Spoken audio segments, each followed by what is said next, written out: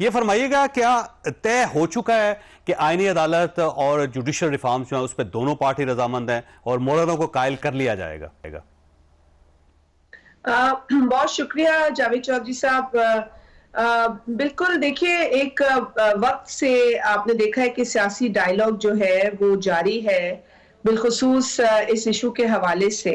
यूं तो judicial reforms के हवाले से हुकूमत ने अंदिया दिया था पहले भी, लेकिन जो सीरियस डायलॉग है वो उस तरह से नहीं कर पाए या हो पाया। और जब कुछ हफ्ते कबल पाकिस्तान पीपल्स पार्टी जो है उनको सीरियसली जो है वो ऑन बोर्ड लिया गया मुशावरत के अमल के को आगे ले जाने के हवाले से, तो उस वक्त पीपल्स पार्टी ने जो हमारा देरीना मुतालबा है आईनी अदालत का, उस पर हमने बात की। और उसके बाद आपने देखा है कि पिछला ये पूरा महीना जो गुजरा है उसके अंदर किस तरीके से बिलावल भुट्टो जरदारी साहब अपनी आईनी अदालत के केस को, जो कि चार्टर ऑफ डेमोक्रेसी का हिस्सा है, आगे लेकर चले हैं। और साथ ही साथ जुडिशल रिफॉर्म्स की भी अशद जरूरत है, और ये तो हुकूमत पहले ही इस पर कोशिश कर रही थी कि इस चीज को सामने लाया जाए। अब बात आ जाती है आईनी तरमीम की। यकीनन आईनी तरमीम जो है वो रोज नहीं होती हैं। आईनी तरमीम जो है वो बाकायदा एक प्रोसेस के जरिए होती हैं, कई दिहाइयों में होती हैं। हमने देखा है कि 18वीं आईनी तरमीम एक कामयाब प्रोसेस के बाद सामने आई, और वो कामयाब प्रोसेस था जब पॉलिटिकल स्टेक होल्डर्स साथ बैठे, सूबों की बात को भी सुना जो देरीना मुतालबात थे, और जो उस वक्त के 1973 का जो आइन जब बन रहा था उसमें जो जो चीजें एनविजन की गई थी, जिसके बारे में कहा गया था, जिसका ख्वाब देखा गया था, उसको बिलाखिर पूरा किया गया। तो ये भी एक बड़ी इंपॉर्टेंट तरमीम है। और पैकेज यकीनन और भी जो चीजें हैं वो तो मैं समझती हूँ कि इतना फोकस नहीं है उन पर जितना कि बुनियादी जो establishment of federal constitutional court के ऊपर है, और ये वक्त की जरूरत है। जहां तक आपने कहा कि पॉलिटिकल स्टेक होल्डर्स, क्या तीनों फ्रीकैन, ये फरमाइएगा, क्या तीनों फ्रीकैन, पाकिस्तान मुस्लिम लीग नून, पाकिस्तान पीपल्स पार्टी, JUI, ये तीनों आईनी अदालत पे इनका इत्तफाक राय हो चुका है कि नहीं? देखिए, आप ये मैं आ रही थी कि जहां तक आपने पॉलिटिकल स्टेक होल्डर्स की बात की है, और एक अरसे से अब ये एंगेजमेंट चल रही है जिसमें पीपल्स पार्टी बहुत ज्यादा इस पे संजीदा है, पैशनेट भी है।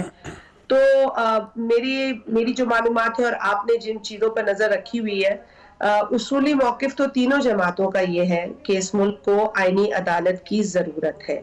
चाहे वो पीपल्स पार्टी हो जिसकी कमिटमेंट आपके सामने है, चाहे वो नवाज शरीफ साहब की जमात हो जिसने खुद चार्टर ऑफ डेमोक्रेसी पे दस्तखत किए हैं, जिसमें फेडरल कॉन्स्टिट्यूशनल कोर्ट के कयाम का जिक्र है, और मौलाना साहब जो कि COD को भी सपोर्ट करते रहे और पॉलिटिकल डायलॉग में हमेशा उन्होंने एक मैच्योर किरदार अदा किया है।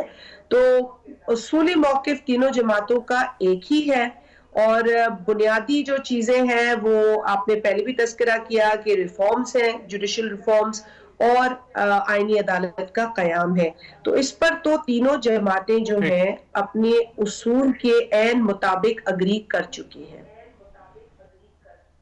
लेकिन मौलाना की तरफ से एक और जवाब भी आ रहा है, एक और तजवीज भी आ रही है। वो ये कह रहे हैं कि एक आईनी बेंच बना दिया जाए इसी सुप्रीम कोर्ट के अंडर, और नई आईनी अदालत बनाने की जरूरत नहीं। तो एक उनका एक नया व्यू भी आ रहा है। तो अब ऐसा महसूस होता है कि मौलाना अभी भी अपनी जिद पे कायम है और वो चाहते हैं कि कोई किसी किस्म की तरमीम ना की जाए। तो अब आप फरमाइएगा कि क्या मौलाना की ये तजवीज कंसिडर की जा सकती है या नहीं? देखिए, मैंने आपसे कहा ना कि उसूली मौकिफ है कि इस मुल्क को जो आईनी मामलात हैं, जो इस वक्त आला अदलिया का 90% टाइम ले रहे हैं, उनके लिए एक अलग इंतजाम करने की जरूरत है। और मौलाना साहब ने इससे तो इनकार ही नहीं किया। हो सकता है कि उनके जो एडवाइजर है उनकी कोई राय हो जो उन्होंने जिसका जिक्र किया है। कोई ऐसी फॉर्मल सजेशन हमारे सामने नहीं आई है, लेकिन मौलाना साहब भी इस बात को समझते हैं कि इस मुल्क में जो आम आवाम है, जो साइल है, जो इन अदालतों के दरवाजों पर खड़ी है, फैमिलीज हैं, बच्चे हैं, माएँ हैं, बेटियाँ हैं जो एक अरसे से इंसाफ की तलबगार है, उन्हें इंसाफ नहीं मिला।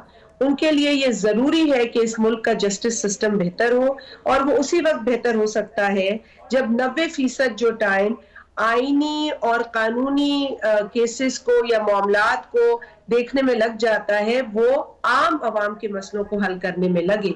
और मैं समझती हूँ कि मौलाना साहब का अपना तजुर्बा भी इस बात पर उनको मजबूर करता है कि इस तरह के ऑप्शन पर वो अग्री करें, और वो खुद अवाम में रहते हैं, वो अवाम की तकलीफ को देखते हैं। बेंच का जहां तक आपने तस्करा किया, तो मेरा ये ख्याल है कि जब डायलॉग हो रहा है तो मुख्तलिफ तजावीज़ आएंगी, लेकिन जो बेहतरीन सजेशन होगी या बेहतरीन ऑप्शन होगा जिस पर मेजॉरिटी की राय एक होगी, तो उसके हवाले से किसी को एतराज नहीं होगा। हो सकता है मौलाना साहब की तजवीज या उनके साथ कोई जो उनकी टीम का हिस्सा है उनकी कोई तजवीज, उनकी राय हो, लेकिन हम जो केस लड़ रहे हैं या जिस केस को सामने रख रहे हैं, हम कॉन्फिडेंट हैं कि इंशाल्लाह मौलाना साहब को यही तजवीज और ऑप्शन बेहतर लगेगा, और हम सब मिलकर कंसेंसस डेवलप कर लेंगे इस आईनी अदालत के कयाम के हवाले से। ठीक, अच्छा ये फरमाइए कि इसका टाइम फ्रेम क्या है? क्या ये अगले 2-4 दिनों के अंदर हो जाएगी, यानी शंघाई ताउन तंजीम की जो समिट है उससे पहले या उसके फौरन बाद? चौधरी साहब, बात यह है कि टाइम फ्रेम तो डिपेंड करता है कि जो इस वक्त पॉलिटिकल एंगेजमेंट है। अब जिस तरह आपने कहा कि एक तजवीज आई है, अब एक जमात है, एक जमात के अगर सरबराह कोई तजवीज देते हैं तो यकीनन उसको हम डिसरिगार्ड नहीं कर सकते। तो अगर उनकी एक तजवीज़ है, उनके साथ एक और नशिस्त होगी, इस नशिस्त में बैठकर मामलात को मजीद देखा जाएगा, हर प्रोविजन को स्टडी किया जाएगा, उनकी बात सुनी जाएगी, अपनी उनके सामने रखी जाएगी। तो एक डायलॉग होता है ना, जब घर में भी आप किसी चीज पे मशवरा करते हैं, मशावरत करते हैं, तो एक प्रोसेस होता है जिसमें आप सब शामिल होते हैं, घर के तमाम स्टेक होल्डर्स। तो ये मुल्क है, इस मुल्क में जितने पॉलिटिकल स्टेक होल्डर्स है, एक घर का हिस्सा है। तो मुल्क की बेहतरी के लिए अगर किसी की तजवीज जो है वो समझ आएगी और तो हम कायल होंगे, अगर हम कायल कर सकेंगे अपनी ऑप्शन के ऊपर तो वो पूरी कोशिश करेंगे।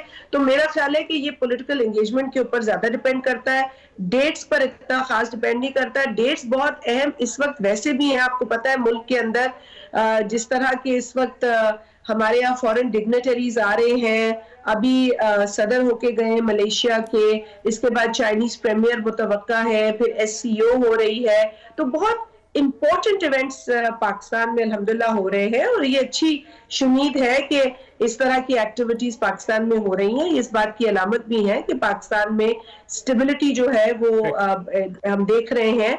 बस अब वो कुछ लोग हैं जो पाकिस्तान की स्टेबिलिटी जिनको हजम नहीं होती, और मेरा ख्याल है कि वो पार्लियामान के काम में भी रोड़े अटकाते हैं। लेकिन मैं बहुत ऑप्टिमिस्टिक हूँ, पॉलिटिकल डायलॉग अच्छी सिमत में जा रहा है। आज भी नवाज शरीफ साहब के साथ मुलाकात थी और वो मुलाकात भी काफी प्रोडक्टिव थी। मैं समझती हूँ कि बेहतरी की तरफ हम जा रहे हैं। डायलॉग में 2 दिन भी लग सकते हैं मुकम्मल होने में, अब एक सवाल